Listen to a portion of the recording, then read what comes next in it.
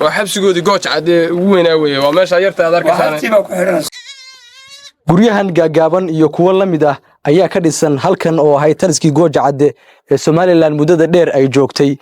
waa nooc ka duwan guryaha halkan laga dhisto waxaana la sheegay inay yihiin kuwa aan hore looga baran inay ciidamadu ka dhistaan xiriyahooda ciidamada maadaama ciidamadu yihiin kuwa socota oo marba meel dega laakiin guryahan noocan u samaysan ee dhagaxa iyo dhoobada la dul saaray ka samaysan ay ugu tala galeen inay muddo deganaadaan kadibna mustaqbalka ay ka dhigtaan magaalo iyagu ay leeyihiin halkani waa xabsigii sanam halkan waxay sameyn jireen dadka ay laascaanood iyo dagaalada oo kale ay ku qabtaan waa meesha ay ku xiran jireen hebelow soo bax waa xabsigii adigu waa meel xabsi u ahayd maantana de waad aragtaanoo digada iyo adhiga maamo ka soo jeeda deegaanka laascaanood oo askariyada welibana oo gooja cad ku sugan baa riyaha ku xaraysata maanta xabsina maaha waa riyaha kobta lagu xareeyo waad arkaysaan digadii baa taalla oo indhiina ku arkaysaan sidoo kale meel waxaari lagu xareynayay baa halka gudahaasi hadii la sii gudbo meeshani waa meesha kani waa reer laascaanood waa al-shabaab oo kale iyo kani waa aarsade waa meeshii ay ku soo baxday weeye waa saldhigii askariyad ka mid ah ciidanka SSC qaatimo baariyaha ku xareysta oo cadayskii ay ka maalda maqaaxidana way ku shidataa maamooyinkii ay kaga yaaceen maqaaxiyo shidan jireen waa aragtaa neef nool baa hadda ku jira waxar baa ku jirta waxaan u jeednaa meelahan inay ka buuxaan wax guryo u eg oo haddana guryana aan ahayn maxay yihiin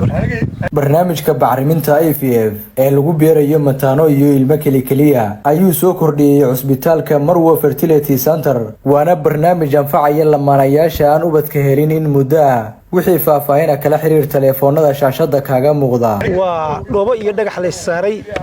waxa aragtaan godoofaarka ay ku qanacsanaayeen oo xaasaskooda ay deganaayeen waxa weeyaan fooqa 3 biyana 4 biyana waxaasay ugu fiicnaadeen waxaasay deganaayeen ay samaysteen hadda waxa weeyaan alxamdulillah rabbil caalamiin waxa weeyaan dhagaxan